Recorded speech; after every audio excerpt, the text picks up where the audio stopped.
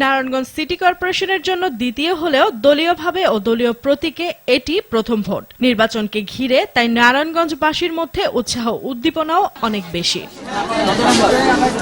কেন্দ্রে কেন্দ্রে কড়া নিরাপত্তার মধ্যে ভোট দিচ্ছেন ভোটাররা। সকাল ৮টার অনেক আগে থেকেই কেন্দ্রের বাইরে লাইনে দাঁড়ান ভোটাররা। ভোট শুরুর পরও যা শান্তিপূর্ণ থাকে। ভোটের পরিবেশ খুবই ভালো, খুবই শান্তপূর্ণ এবং শান্তশিষ্ট ভাবে আমি ভোট দিয়েছি। কোনো কারো প্ররোচনায় পড়িনি। শান্তি শৃঙ্খলাভাবে আমরা ভোট দিয়েছি। এখন পরিবেশও খুব সুষ্ঠু আছে। ভোট সুষ্ঠুভাবেই দিচ্ছি ইনশাআল্লাহ, কোনো অসুবিধা নেই, কোনো গ্যাঞ্জাম হয়নি।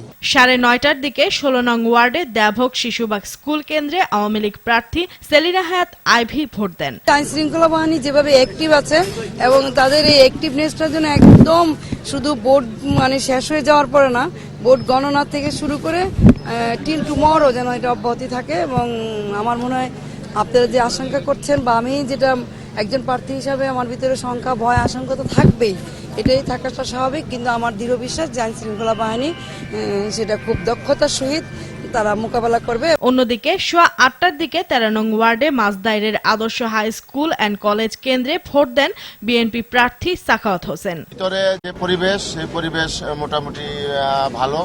তো সকালবেলা এখনই তো আর বলা যাবে না, সকালবেলা আমরা মাত্র শুরু হলো, বিভিন্ন দিকে ১৭৪টি কেন্দ্র রয়েছে। সেই কেন্দ্রগুলিতে কি রকম হয় আশা করি আমরা খবর পাবো।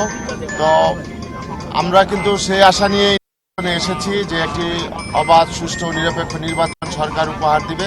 নির্বাচনকে নির্বিঘ্ন করতে নিরাপত্তা জোরদার করা হয়েছে পুরো নারায়ণগঞ্জ শহরে। যে কোনো অপ্রীতিকর পরিস্থিতি মোকাবেলায় আইন শৃঙ্খলা রক্ষা বাহিনীর ৯,৫০০ সদস্য মাঠে কাজ করছে। আর ভোটের দায়িত্বে আছে প্রায় ৪,০০০ কর্মকর্তা। সব মিলিয়েই একটি শান্তিপূর্ণ পরিবেশ আছে আজকের এই নির্বাচনের। আমরা বিভিন্ন জায়গা থেকে খবর পেয়েছি যে একটি উৎসব মুখর শুরু হয়েছে, দিন শুরু হয়েছে। আমরা যাব সব জায়গাতেই। আমরা আশা করি যে সকলের সহযোগিতা আজকের যে ভোট গ্রহণ সেটি সম্পূর্ণ সুন্দর, শান্তিপূর্ণভাবে এবং উৎসবমুখর পরিবেশে অনুষ্ঠিত হবে। ঝুঁকিপূর্ণ হওয়ায় ২৭টি ওয়ার্ডের ১৭৪টির মধ্যে ১৩৭টি কেন্দ্রকে বিশেষ নজরদারিতে রাখা হয়েছে।